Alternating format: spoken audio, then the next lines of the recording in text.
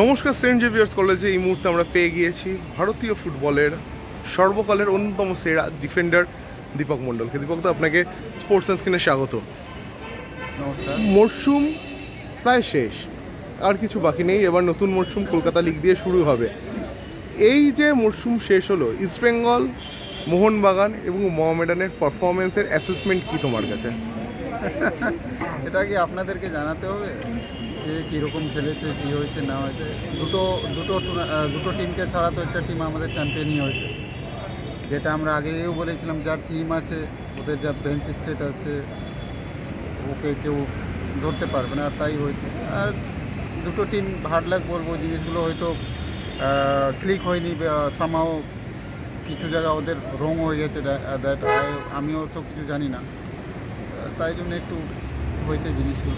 মোহামেডান দীর্ঘদিন ধরেই একটা ডামাডোল পরিস্থিতির মধ্যে দিয়ে রয়েছে, কিন্তু ইস্টবেঙ্গল যেভাবে আইএসএলে আসার পর থেকে পরের পর ব্যর্থতা, কখনো সাফল্য ইস্টবেঙ্গল আইএসএলে পায়নি। এবার সুপার কাপটাও হাতছাড়া হলো। পরবর্তী মরশুমে ইস্টবেঙ্গলকে কি বার্তা দিতে চাইবেন দল গঠন নিয়ে বা সব কিছু? লাস্ট ইয়ার যেটা ছিল, এবছর তো ভালো টিম ছিল আমি যেটুকু বুঝেছি।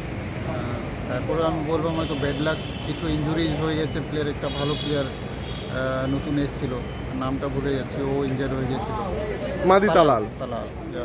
ও যদি থাকতো তাহলে ডেফিনেটলি একটা ফ্যাক্টর থাকতো জিনিসগুলো। আর এদিকে ওইদিকে তো থাকে জিনিসগুলো। আর মোহামেডানের তো লাস্টে শুনলে কি কোনো প্লেয়ারই পেমেন্ট পাচ্ছে না, তো এখন কিছু করা যাবে না, এইগুলো ডিফিকাল্ট হয়ে যায়। দীপক দা, আপনার কি মনে হয় যে মাদি তালাল যদি পুরো মরশুম সার্ভিস দিতে পারতো, তাহলে ইস্টবেঙ্গলের পারফরমেন্স অন্যরকম হতে পারতো?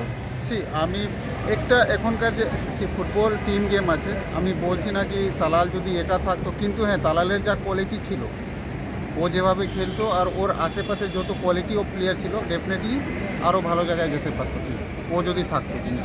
ইস্টবেঙ্গলে যে বিদেশিরা রয়েছে, তাদের মধ্যে নতুন মরশুমে তুমি কাকে দেখতে চাও বা কাউকে কি দেখতে চাও?